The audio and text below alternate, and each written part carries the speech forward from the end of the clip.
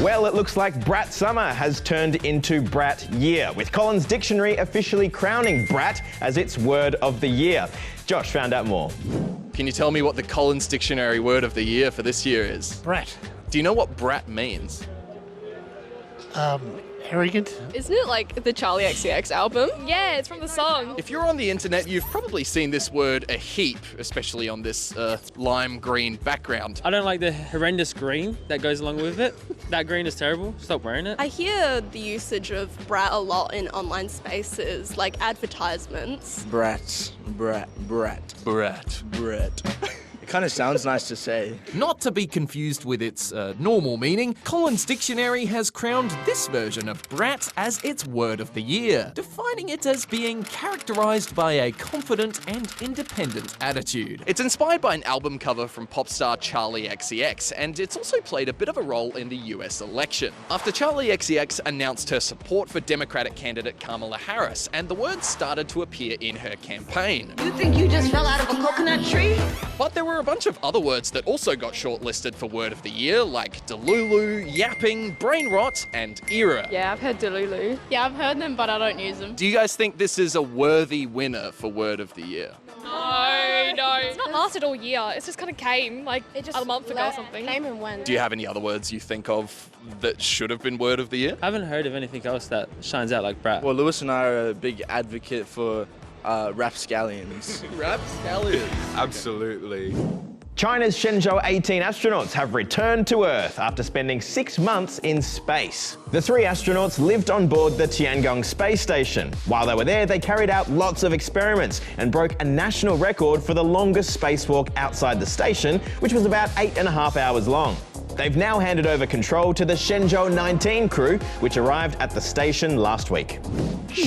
Now to sport, where the Sydney Marathon has had its status elevated to join the best in the world. Here's Michelle with all the details. Step aside London Marathon, move over New York Marathon. Because there's a new kid on the block, the Sydney Marathon. It's just been announced as the 7th event to be part of the World Marathon Majors, and the first in the Southern Hemisphere, joining famous events in Boston, Chicago, London, Tokyo, New York and Berlin. It's really going to put Sydney on the running world map. Now let's head over to Brazil for the Sao Paulo Grand Prix, where Max Verstappen has his 4th Formula One title within reach. The Dutchman has delivered a defining drive. Verstappen staged an impressive comeback from 17th on the grid.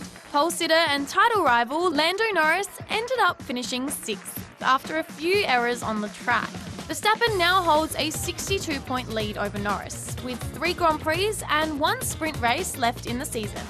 And finally, it's time to get out your period costumes and tune in to the barrel organ, because this is the 30th Prague Mile race. Participants race on these penny farthings or high bikes, but it's not all about speed. This slow and stylish event finishes with a race called Letna's Snail, where the slowest to complete the course wins. Ooh, careful there, buddy. Ooh, a lot of big ticket events happened around the country over the weekend. Let's take a look at some of them. Ooh. First up to Sydney, where thousands of fans swamped the State Theatre to catch a glimpse of Ariana Grande and Cynthia Erivo, as well as the other stars of the new Wicked film. Sydney was lucky enough to be chosen as the spot for the world premiere, which is quite fitting if you think about it, you know, Land of Oz. Now to Melbourne, and the moment the lead singer of Coldplay fell through the stage. Oh my God. Luckily, Chris Martin wasn't hurt, and the show went on. That's not planned. Thank you for catching me so much. But it was just 2 weeks ago that a similar thing happened to Olivia Rodrigo, also in Melbourne. If you ask me, the whole thing sounds staged. And finally, to Adelaide, where more than 300,000 people lined the streets for the biggest public parade in the Southern Hemisphere, the Christmas pageant. But you might be thinking, Christmas is weeks away. Is it too early to have a pageant? Yes, it is! Yeah. Christmas is such a long time! Well, that's all from us today. We'll see you tomorrow. Bye for now.